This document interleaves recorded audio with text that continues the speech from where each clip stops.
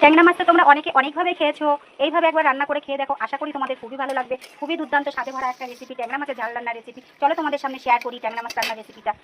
আমি একটু ট্যাংরা মাছটাকে ভেজে নিয়েছি। ট্যাংরা মাছটা আমার ভাজা হয়ে গেছে, এবার আমি এটাকে নামিয়ে রাখবো। একটু কালো জিরে ফোড়ন দিয়েছি, একটু পেঁয়াজ কুচি করে রেখেছি, ওটাকে দিয়ে দেবো। পেঁয়াজ কুচিটাকে আমি একটু সুন্দর করে ভেজে নেব। পেঁয়াজটা আমার একটু ভাজা হয়ে গেছে।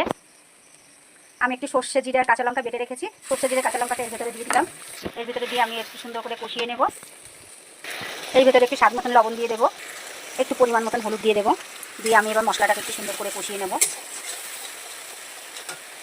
মশলাটা আমার কষা হয়ে গেছে, এর মধ্যে আমি একটু জল দিয়ে দেবো পরিমাণ মতন। একটু পরিমাণ মতন জল দিয়ে দিয়েছি। মাছকটাকে ভেজে রেখেছিলাম, এর ভেতরে দিয়ে দেবো মাছকটা। এবার অল্প আছে, গ্যাসটা একটু কমিয়ে দিয়ে আমি এটাকে একটু ঢাকা দিয়ে রাখবো 10 মিনিট। ট্যাংরা মাছের ঝাল রান্না আমার হয়ে গেছে, খুবই টেস্টি, খুবই ভালো। এইভাবে তোমরাও রান্না করে দেখবে, আশা করি তোমাদেরও ভালো লাগবে। এই রান্নার রেসিপিটা যদি তোমাদের ভালো লেগে থাকে তোমরা লাইক করবে, কমেন্ট করবে, সাবস্ক্রাইব করে পাশে থাকবে। সবসময়ের জন্য নতুনত্ব তোমরা কমেন্ট করে বলবে, নতুনত্ব রান্নার রেসিপি নিয়ে আমি হাজির হবো কুকুমনির রান্নাঘরে। Thank you.